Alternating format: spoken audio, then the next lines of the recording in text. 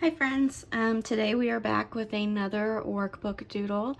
I am officially home. The last couple were pre-recorded before I went in for my surgery, and then I spent about 2 weeks at my mom's house, but I'm home now and I'm going to try and do these regularly again. We'll see how I stick with it. So today we're going to draw some forget-me-nots, and these are the little sketch of them, and this is your workbook. Someone commented on my Etsy that they thought these were expensive for what you learn from them, and I just want to make it clear that each workbook, it's only one page, but if you decide you don't want to join my Facebook group where you get these for free, they're $2.50 on my Etsy shop.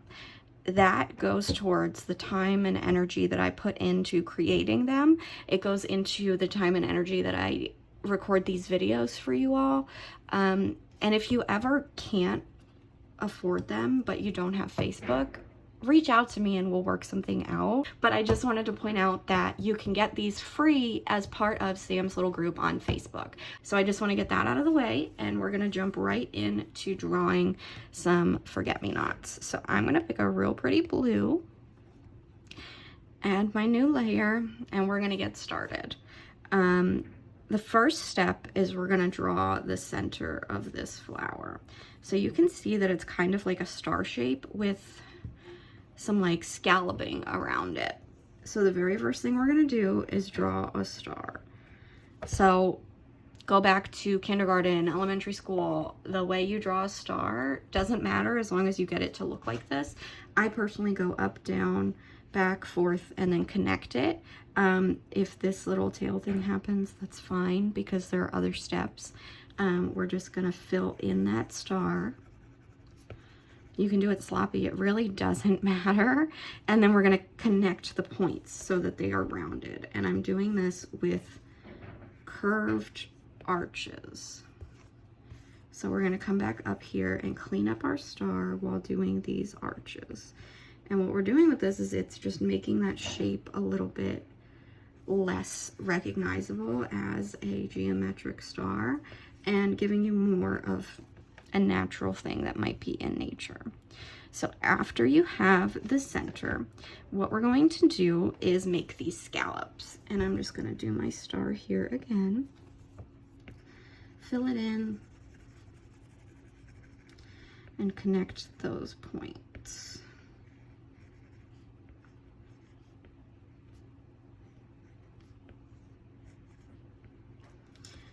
And then we're going to draw the outlines. So what I noted is that for each point, you're going to draw 2 outlines. And basically, they're going to line up. So do you see how this is almost like a grid for you to follow? So I'm going to do 2 arches for each.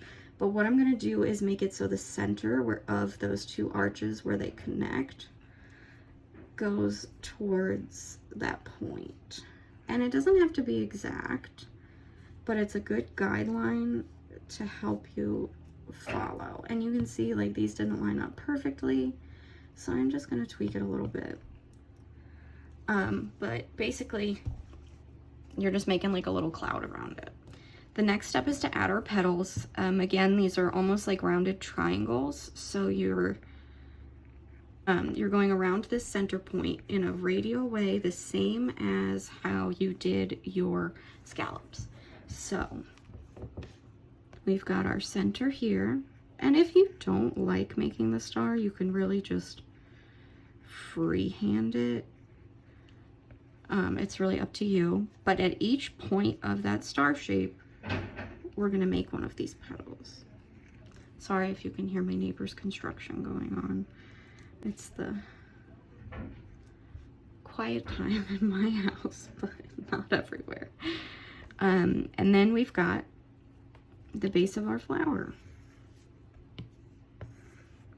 In the last step, if you're just doing one, is to add your texture like we always do, starting at the top or the bottom and just making it look like there's some natural folds that could be coming from the petal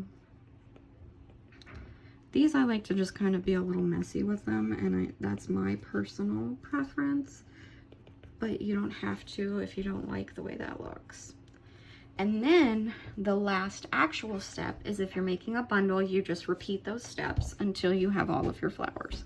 So I could literally just come in and take this one, oops, we're going to duplicate it. I am going to turn off, I should have grouped these before, but I didn't.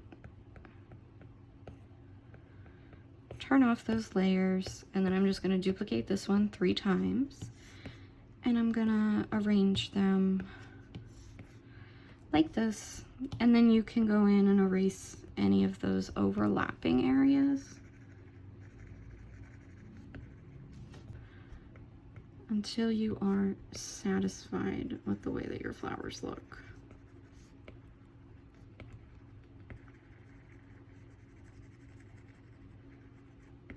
And that, my friends, is a really, really easy forget-me-not tutorial. I hope this helps. Please tag me if you use these. Have a great Wednesday.